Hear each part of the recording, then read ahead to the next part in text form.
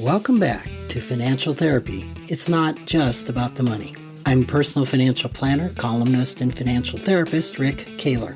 Research tells us that 90% of all financial decisions are made emotionally, not logically. For nearly 4 decades, I've been helping people make better money decisions. So what makes my financial worldview different from most financial experts? I blend the nuts and bolts of financial advice with the emotions that drive making them. Good money decisions are not just about the money. So let's get started with today's episode. Well, welcome back to the second episode of talking about financial infidelity. So we kind of went through examples in the last episode of what financial fidelity would look like. And I also ended saying that not all money secrets add up to financial infidelities. I don't think partners should need to account to each other for every penny they spend. Autonomy and control are pretty important needs for all of us. So, for example, saving on the sly for your spouse's birthday gift is a lot different from lying about the cost of that new computer accessory that you just had to have. Secrets will cross the line into infidelity when they are for the purpose of protecting you from the consequences of your financial behavior. So in an IFS frame, we have protectors and exiles, and those protectors are forced into that role when there's parts of ourselves that are wounded, that are traumatized, that have never worked through those feelings or had an opportunity to work through them or be old enough to even understand what that is. So these protectors will force us into a behavior that is secretive because we are protecting a part of ourselves that from usually a pretty significant trigger. And the trigger can be around anything. Typically, there's extreme beliefs involved that maybe are way more intense than if the truth was just told to the partner. It may not be as terrible, or it could be something that could be more easily worked out than what the person is imagining, what that part of themselves is imagining.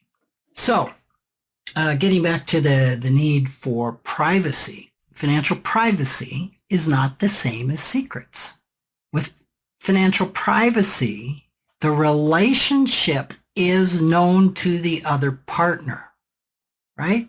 So privacy is surrounding a tacit agreement that, say, disclosing all spending or not disclosing that spending is known, and it's a conscious agreement. So for example, if we have an agreement that I can spend so much money, or I could borrow so much, or give so much, or whatever it is, and I don't have to disclose how I'm doing that or when I'm doing that, that could easily fit within the parameters of privacy, not a secret. I think that it could be my partner knows that I have a relationship with a person, could be male or female, and that I meet with them, and occasionally they may tell me something that they don't want divulged to other people. That could be completely appropriate, right? It's around privacy. You're not hiding the relationship.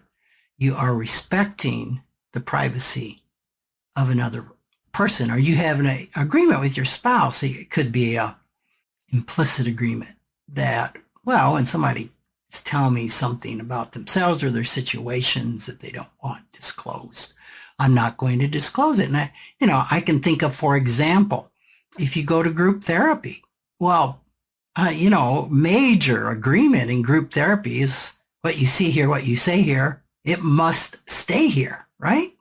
So that's the type of privacy that I'm talking about. So we've got to look at whether a money issue, is it secrecy or is it privacy, at the intention, the reason behind the decision. And here's kind of a rule of thumb that I found is if you don't have a lot of energy around the matter one way or another, it's probably a privacy issue.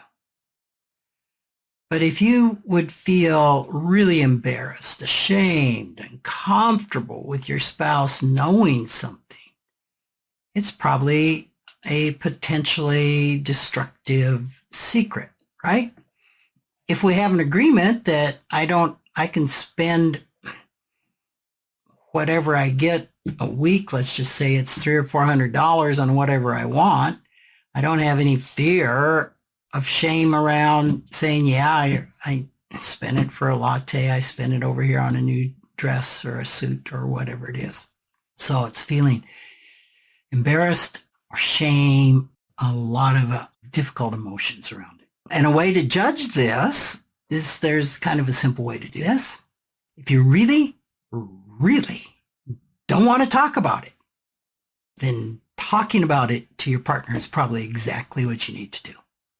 So here's some situations in a relationship that might foster secret spending or financial infidelity. And accordingly, the first one's not talking about it, not talking about money. Just inherent in a coupleship, it's a partnership, in a marriage is certainly a business relationship. And many partnerships that are not marital are an equally, can be an equally committed business relationship. They could be an uncommitted business relationship too. But I think for most couples, they need to work together financially, right? I mean, you've got to be able to talk about priorities and goals and difficulties. Money touches everything we do. We've got to be able to discuss our financial needs. And that comes down to knowing one another's income, knowing the liabilities, the debts that they sign on to. Many times, a partner can be equally responsible for debts as the one that's racking up the debt. They need to have an idea of what the net worth is. Otherwise, without that information, it's really hard to work together. It's really hard to create a joint spending plan. It's really hard to understand, are we going to be comfortable in retirement? How much can we give to charities? I mean, the list can just go on and on and on. When we can't talk about money, it is definitely creating the atmosphere for financial infidelity. Another one is when one partner chooses to stay ignorant about family finances. And I see this a lot in financial planning. And so it's not unusual for one partner to be a little more financial savvy, or they have that interest, right? If you're financial savvy, I think you need to have an interest and an acumen in being financial savvy. And another partner being more money avoidant. The financial savvy is usually money vigilant, being money avoidant, and just not interested, not participating in it.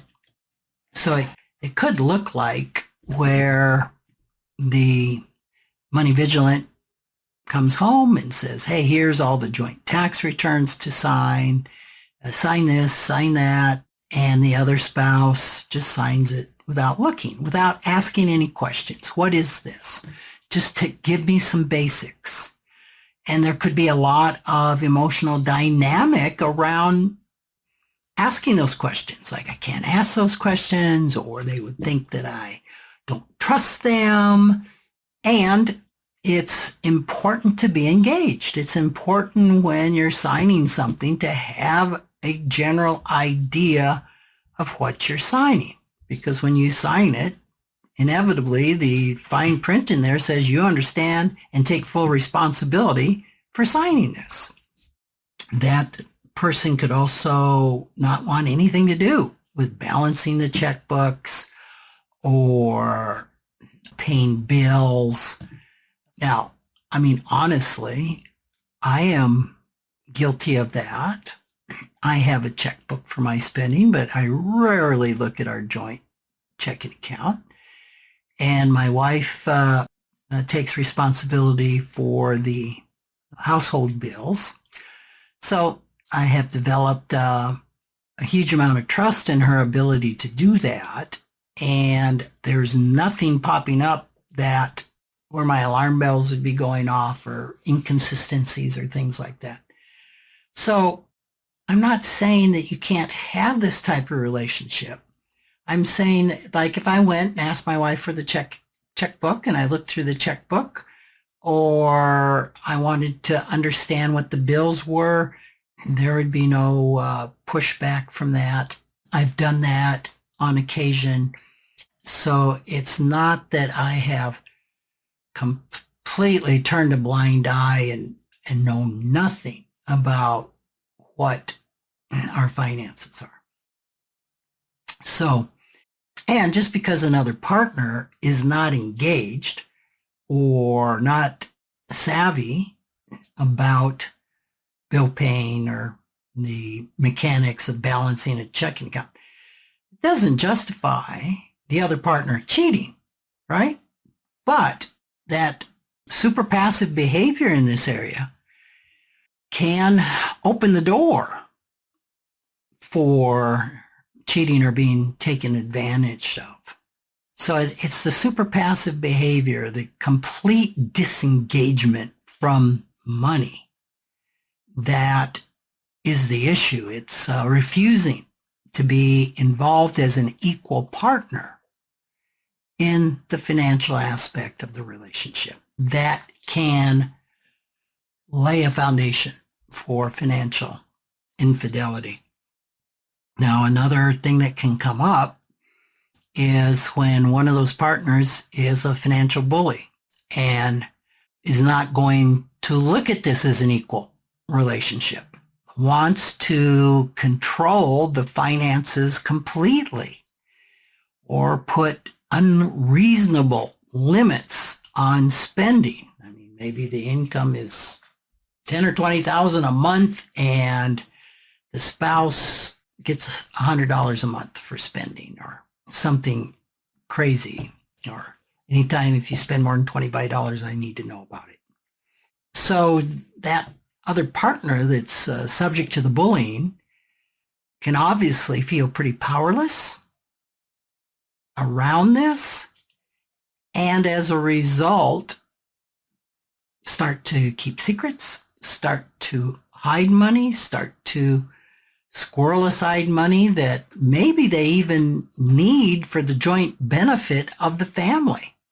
You could have the situation where the bullier is committing financial infidelity and the one being bullied is committing financial infidelity. And sometimes it could be out of survival. So any type of financial bullying it's any bullying, right, is very detrimental to any type of relationship. Maybe similar to bullying could be a relationship where one partner is the financial parent and the other one is the child.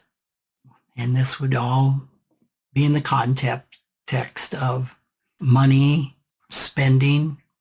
And I think a couple can slip into this relationship. Again, if you have one who is a little different than the other things we've talked about, say more responsible about money, does money well, well, it could earn the money or it could not earn the bulk of the money, but is really responsible. And the other one is maybe more money avoidant or the spender, the designated patient of the two, right? So one's the parent. I'm going to help you control your behavior, and I know best. It can also, this dynamic can pop up too if you've got one partner that came into the marriage with significantly more assets than the other and is looked on as the parent or looked on this is their money. And they're not equals in this relationship, right? Parent and children are not equals. Typically, children have to ask for permission to do things. And in this case, it would be permission to spend the money. So we're talking about a relationship here where there's inequality. And, the couple could be equals in everything else except when it comes to money. I mean, how often have I heard we get along great. We have a great relationship except when it comes to money. That is so common. So when you have this inequality, when you have this parent-child relationship between partners, that can lead to resentment on the part of the person in the role of the child financially and lead to secret spending. Obviously, children don't know what parents do with things, and it could lead to financial infidelity on the parent's part, the spouse playing the parent as well.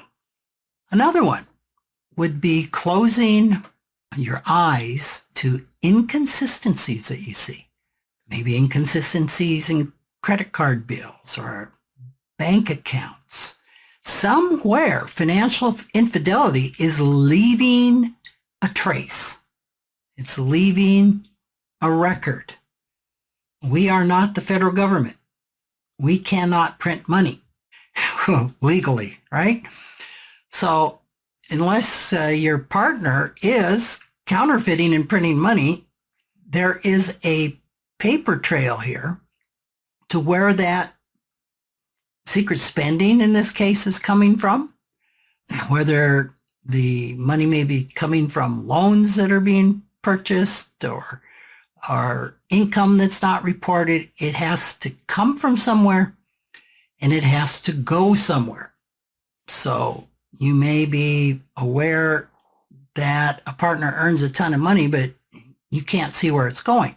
And it doesn't even mean it needs to be spent. It could be going to a retirement account or savings, but it's going somewhere and there's a paper trail, electronic trail somewhere of where it's going. So this can be, unexplained cash withdrawals that come out of an account. A really large credit card balance. Maybe you don't look at the credit card. You have no idea what you owe on the credit cards.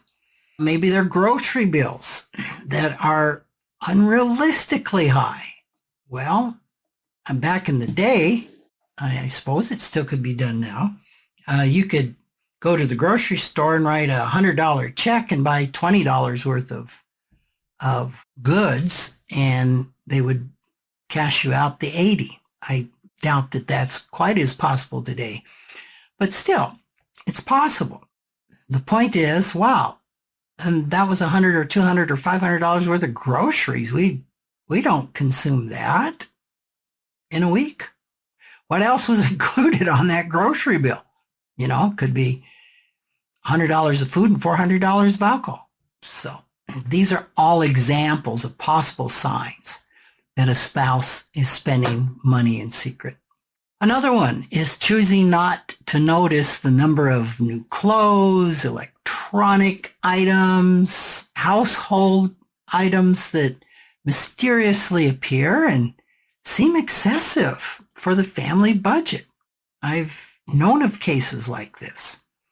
This would be true, even if the partner shops at Walmart rather than designer stores and bringing home bags and bags of stuff from every shopping trip means that somewhere serious money is being spent. And as we talked about before, sometimes those bags and bags are hidden and you don't see them coming in. So the partner is not paying attention to all of this or all the new possessions or where is this coming from, maybe truly clueless.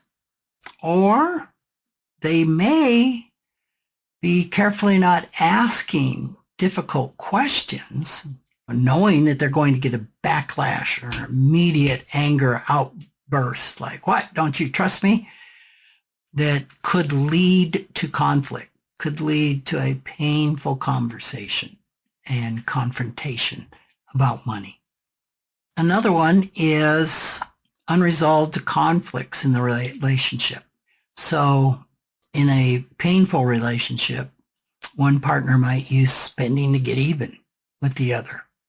Spending could also be a way to feel better or just as a distraction from the conflict.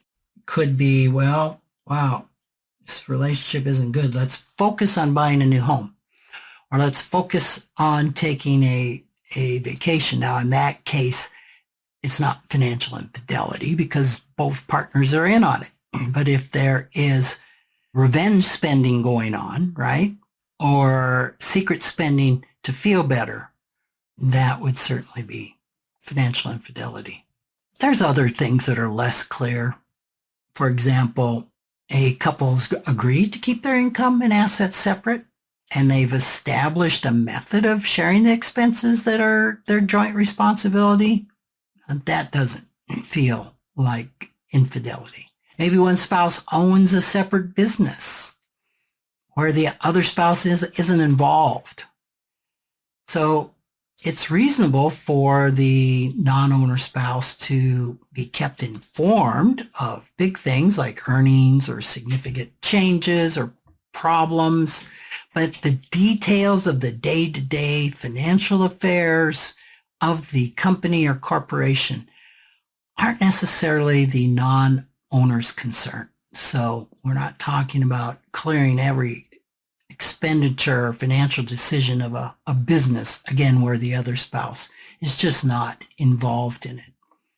And also when spouses are in a second marriage or have children from previous marriages and they have brought assets into the relationship, it's quite normal that these assets are kept separately. Again, the key is those assets are typically known and not a secret. So in all of these examples, it isn't possible to define a one-size-fits-all boundary between privacy and secrecy. Each couple needs to draw that boundary for themselves from a very conscious and aware position, right? Depending on the specific circumstances of their relationship. And as I said, financial infidelity isn't necessarily the problem. It's the symptom of the problem. It's usually tangled up with other difficulties in the relationship, but it will always exacerbate those problems. And the good news is, even though financial infidelity is very damaging, like any infidelity or affair, it's something that a couple can face and heal from. And oftentimes there's a need to do couples financial therapy around a financial infidelity, which can really help with the difficult conversation and help provide safety around that courageous conversation.